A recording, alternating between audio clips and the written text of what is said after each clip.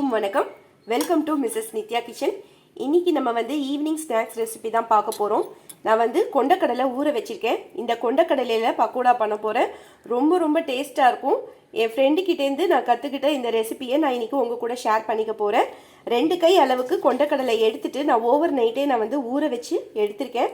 நமக்கு வந்து நல்ல டபுள் சைஸ்க்கு வரும். அந்த அளவுக்கு நல்ல ஊறி பெருசாக நமக்கு இந்த அளவுக்கு வரும்.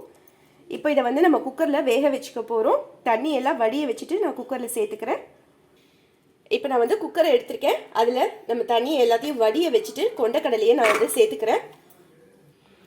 இப்போ நான் வந்து எல்லா கொண்டக்கடலையும் தண்ணியை வடிய வச்சுட்டு சேர்த்துட்டேன். இது வேக வைக்கிறதுக்கு தண்ணி சேர்த்துக்கிறேன்.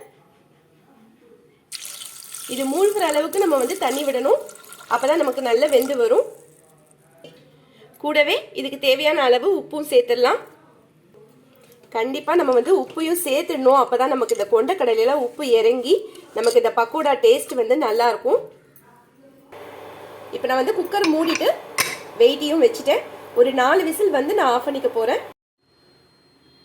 இப்போ நான் வந்து மிக்ஸி ஜார் எடுத்துருக்கேன். அதில் 1 கப் அளவுக்கு பொட்டுக்கடலை, நான் வந்து இன்றைக்கி பொட்டுக்கடலை போட்டு தான் நான் வந்து இந்த பக்கோடா பண்ண போகிறேன். பொட்டுக்கடலையை சேர்த்துட்டு காரத்துக்கு 4 நீட்டு மிளகாய் எடுத்திருக்கேன். அதையும் நான் இதோட சேர்த்துடுறேன். சேர்த்துட்டு நல்லா நைஸ் பவுடராக நான் வந்து திரிச்சிக்கிறேன். இப்போ பார்த்தீங்கன்னா பொட்டுக்கடலையும் மிளகாய் வெத்தலும் நல்லா நைஸாக நான் இந்த அளவுக்கு திரிச்சு நான் வந்து எடுத்துகிட்டு வந்துட்டேன். நீங்கள் பொட்டுக்கடலை தான் சேர்க்கணும்னு கிடையாது. நீங்கள் விருப்பப்பட்டால் கடலை மாவு கூட நீங்கள் சேர்த்துக்கலாம். கடலை மாவு சேர்க்கும் போது நம்ம மிளகாய் வெத்தல் சேர்க்க முடியலன்னா சில்லி பவுடர் கூட நம்ம ஆட் பண்ணி நம்ம வந்து பக்கோடா பண்ணிக்கலாம். இப்போ இதை வந்து நான் மிக்ஸி பவுலில் மாற்றிக்கிறேன்.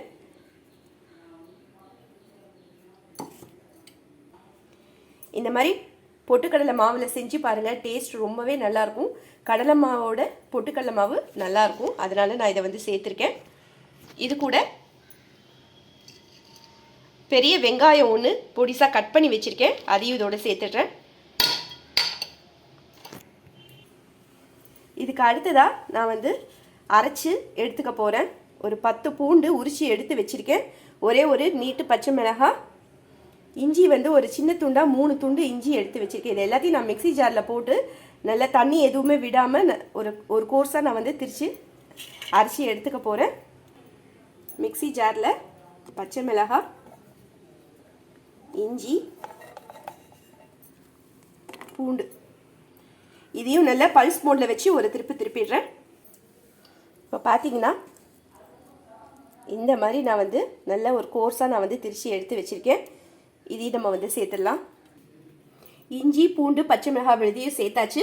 இதுக்கு அடுத்ததாக நான் வந்து கார்ன்ஃப்ளோர் சோள மாவு எடுத்திருக்கேன். ஒரு 2 ஸ்பூன் அளவுக்கு நான் எடுத்திருக்கேன். இதையும் நான் இது கூட சேர்த்துக்கிறேன். இது போடும்போது நமக்கு தனித்தனியாக பிரியாமல் நல்லா சேர்ந்து வரும். அதுக்காக இது சேர்க்குறேன். இது கூட 4 கருவேப்பிலையை பொடிசாக கட் பண்ணி வச்சுருக்கேன். அதையும் இதோடு சேர்த்துடுறேன். இன்றைக்கி நான் வந்து கொத்தமல்லி சேர்க்கலை. பக்கோடாங்கிறனால நான் கொத்தமல்லி சேர்க்கலை. நீங்கள் விருப்பப்பட்டால் நீங்கள் கொத்தமல்லியும் சேர்த்துக்கலாம். இந்த மாவுக்கு தேவையான அளவு உப்பையும் சேர்த்துடுறேன். உப்பு வந்து பார்த்திங்கன்னா ஏற்கனவே நம்ம வந்து கொண்டக்கடலை வேக வைக்கும் போது கொஞ்சமாக போட்டிருக்கோம். அதனால் நான் இந்த மாவுக்கு மட்டும் உப்பு போட்டிருக்கேன். இப்போ நமக்கு கடலை நல்லா வெந்து நான் வந்து ஓப்பன் பண்ணிட்டேன். இப்போ இந்த தண்ணி எல்லாத்தையும் வடிய வச்சிடலாம். இப்போ நம்ம கொண்டக்கடலையை இந்த மாதிரி வடிகரண்டியில் விட்டு தண்ணி எல்லாத்தையும் முழுசாக நம்ம வந்து வடிய வச்சிடலாம். ஒரு 5 நிமிஷம் நம்ம அப்படியே வச்சிடலாம். அப்போ தான் நமக்கு எல்லா தண்ணியும் வடியும். இப்போ பார்த்தீங்கன்னா கொண்டக்கடலை எனக்கு ஒரு 5 நிமிஷம் ஆயிடுச்சு. நல்லா ஆறி வந்துடுச்சு. இப்போ நம்ம வந்து எடுத்து வச்சுருக்கிற மாவோட சேர்த்து போட்டுக்கலாம். தண்ணியும் நல்லா வடிஞ்சிருச்சு எனக்கு. இப்போ பார்த்தீங்கன்னா மாவோட இந்த கொண்டக்கடலையும் போட்டுட்டு நல்லா நம்ம வந்து பிசைஞ்சிக்கலாம். கொஞ்சமாக நான் வந்து தண்ணி சேர்த்துக்கிறேன். சேர்த்துட்டு நம்ம வந்து மிக்ஸ் பண்ணிக்கலாம். இன்னும் கொஞ்சமாக நான் தண்ணி சேர்த்துக்கிறேன். பார்த்துட்டு கொஞ்சமாக நம்ம வந்து தண்ணி சேர்த்துக்கணும். அதிகமாக தண்ணி சேர்த்துட்டோன்னா எண்ணெய் ரொம்ப குடிக்க ஆரம்பிச்சிடும். அதனால் தண்ணி கொஞ்சமாக சேர்த்துட்டு நம்ம வந்து பிசைஞ்சிக்கலாம். இப்போ பார்த்தீங்கன்னா நான் வந்து நல்ல உதிரியாக இந்த அளவுக்கு நான் எடுத்து வச்சுருக்கேன். தண்ணி ரொம்பவே கம்மியாக தான் நான் வந்து விட்டுருக்கேன். அப்போ தான் நமக்கு எண்ணெய் குடிக்காமல் நல்ல கிறிஸ்பாக டேஸ்ட்டாக இருக்கும். இப்போ நான் வந்து பிசைஞ்சி எடுத்துட்டு உப்பு காரம் எல்லாமே நான் வந்து செக் பண்ணி பார்த்துட்டேன். கரெக்டாக இருக்குது. இப்போ பார்த்தீங்கன்னா நான் வந்து கடாய் வச்சிருக்கேன். எண்ணெய் நமக்கு நல்லா சூடாயிடுச்சு. இப்போ நம்ம வந்து உதுத்து அப்படியே போட்டுருவோம். அப்படியே பக்கத்தில் நம்ம வந்து போட்டுக்கலாம். இந்த பக்கோடா போடும்போது கேஸை ஃபுல்லாக கம்மி பண்ணிவிட்டு அதுக்கப்புறம் போடுங்க. அப்போ தான் நமக்கு கையில் படாமல் சேஃபாக நம்ம வந்து பண்ண முடியும். இப்போ பார்த்தீங்கன்னா நமக்கு பபிள்ஸ் கொஞ்சம் கொஞ்சமாக அடங்கிடுச்சு. கொஞ்சம் லைட்டாக நமக்கு செவந்து வரணும். செவந்து வந்ததுக்கு அப்புறமா நம்ம வந்து திருப்பி போட்டுக்கலாம். ஃபஸ்ட்டே நம்ம வந்து கரண்டியை விட்டுறக்கூடாது. அப்புறம் ஒன்றோட ஒன்று ஒட்டின மாதிரி ஆகிடும். அதனால் கொஞ்சம் நமக்கு ஒரு 5 நிமிஷம் நம்ம அப்படியே விட்டுடலாம். அதனால் செவந்து வந்ததுக்கு அப்புறமா நம்ம திருப்பி போட்டுக்கலாம். இப்போ பார்த்தீங்கன்னா நமக்கு நல்லா செவந்து வந்துடுச்சு. நான் இதை நல்லா வடியை வச்சுட்டு அப்படியே நான் வந்து பிளேட்டில் போட்டுக்கிறேன். பிளேட்டில் நான் வந்து டிஷ்யூ பேப்பர் போட்டுட்டு அதில் நான் வந்து இதை சேர்த்துக்கிறேன்.